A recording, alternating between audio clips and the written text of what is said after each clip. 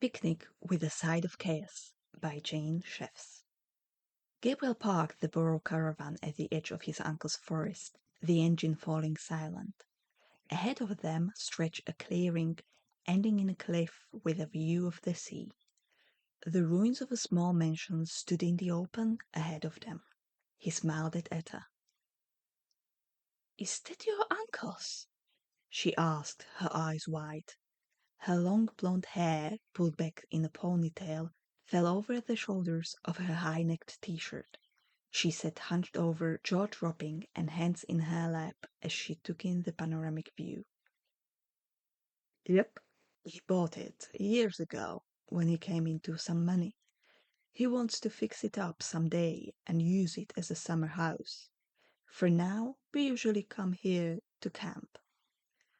When you told me that your uncle had a small property on the west coast of England, I imagined a flat in the middle of a town somewhere. Maybe a small house. Not this. She made a sweeping gesture with her hands, pointing at the building, the forest, and the sea. 100 acres of a forest with a view of the sea. A little over an acre, Gabriel corrected with a shrug.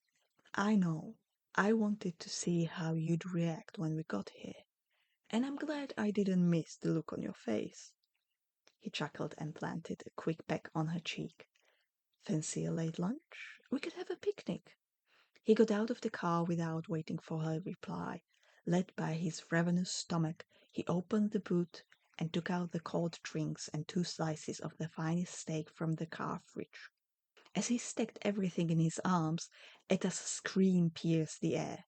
Instantaneously, and without a moment's hesitation, he dropped the stuff he was holding back into the boot and sprinted around the car, following her scream.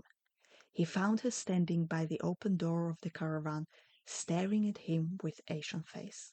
"What's wrong?" Gabriel gasped, reaching her side. "Someone ransacked our caravan!" Gabriel froze, his brain unable to process the information. "We didn't even stop anywhere. And it was all fine in the morning." He leaned over her shoulder and peered inside. One of the kitchen cupboards above the counter was open, its contents strewn haphazardly across the counter and floor. "Probably the cupboard just opened," he said, relief filling him. For a moment he feared they had an animal stowaway, especially as he had left one of the windows partially open for ventilation. "I thought so too," Etta snapped, crossing her arms over her chest. In a second she was back to her calm self. Gabriel was impressed. "But it's worse than one cupboard." With a sigh, Gabriel stepped into the caravan, but Etta grabbed his arm and pulled him back. Startled, he watched as she stepped noiselessly to one side and picked up a thick, long stick. "Take this," she ordered, pushing the stick into his hand. Confused, Gabriel entered the small space. At first he wasn't sure what he was looking for, but then he noticed that the cleaning cupboard by the bedroom was also open and some of its contents were scattered on the floor. The curtains of the partially open window were torn. He would have thought an animal had got in if it hadn't been for the papers from Etta's opened computer bag scattered on the bedroom floor and the bedsheet partially removed from the bed. Gabriel tightened his grip on the stick and with a swoosh raised it above his head like a sword. In doing so, he wrecked something about his head and nearly jumped out of his skin before realizing it was just the ceiling. Trying to calm his pounding heart, he took a few deep breaths. Then he noticed that the papers on the floor had tiny teeth marks in them. "I don't think it was a human," he called out to Etta. He wasn't sure if he should be relieved or worried. Although most animals were better than a thief, there were some, like a wolf or a bear, that could be far worse. "What do you mean?" Etta asked, peering inside. "A poltergeist?" Gabriel couldn't help but notice her patronizing tone. "Of course not," he snapped, lowering the stick. Then he remembered an old story he had heard in the nearby village. "Although the villagers believe that this place is haunted." "What place? Our caravan?" Gabriel rolled his eyes. "I meant my uncle's property, of course. but in this case, I think an animal got in. He closed the cupboard and stepped over the scattered bottles, only to stop dead in his tracks. He turned and listened intently. It was a strange, scratching sound that had alarmed him. "It's still here," he whispered. Etta gasped and ducked back out of sight.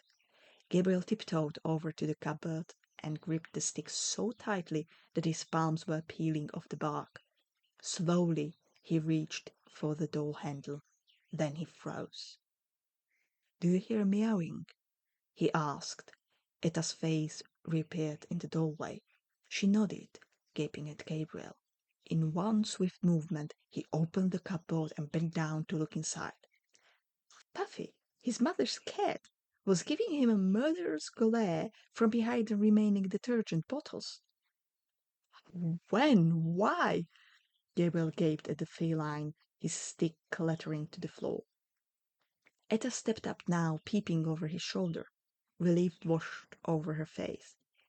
"She must have sneaked in while we were getting ready," she said. "Your mum must be frantic. You should call and tell her not to worry. She probably thinks Puffy's run away, and we should feed her." Puffy meowed loudly, as if agreeing with Etta, then darted over to Etta and began to nuzzle against her shins. "But we have nothing to—" Gabriel started. "We have steaks." Gabriel blanched. "It's the finest steak, aged for—" "She's hungry, and obviously she can't have bread," Etta cut him off. "Besides, there's enough for all of us, and we can eat bread if we're still hungry." "But it's the best steak," Gabriel grumbled. He wasn't too happy to see such a fine piece of meat turn into cat food. Etta stared at him like he was crazy. "And what about Puffy? Are you really going to let her starve?" Gabriel stepped back. Not only was Etta upset with him, but Puffy was glaring at him too, as if deprecating his attitude. He knew he'd lost. If Etta was on Puffy's side, and Puffy wasn't about to turn down a steak, there wasn't much he could do. Besides, he was sure that if his mother found out that he had refused to feed her cat, he would be in even greater trouble. No steak was worth riling Mum. "All right," he conceded reluctantly, "but at least leave me some." "Of course." The moment Etta stepped out of the caravan, Gabriel looked at Puffy, who was now watching him with a smug grin on her face. "You planned this, didn't you?" Puffy purred contentedly.